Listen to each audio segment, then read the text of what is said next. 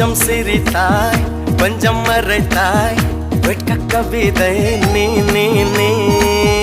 கொஞ்சம் துடித்தாய் கொஞ்சம் நடித்தாய் இரட்டை பிறவி நீ நீ நீ அம்மா அம்மம்மா என் தாயோட்டும் பேசாத மௌனத்தை நீயே சொன்னாய் அப்பா அப்பப்பா நான் யாரோடும் பேசாத முத்தத்தை நீயே தந்தாய் 5 வயது பிள்ளை போலே அச்சச்சோ பிச்சத்தாலே கொஞ்சி கொஞ்சி என்னை கொண்டால் பருவாயில்லை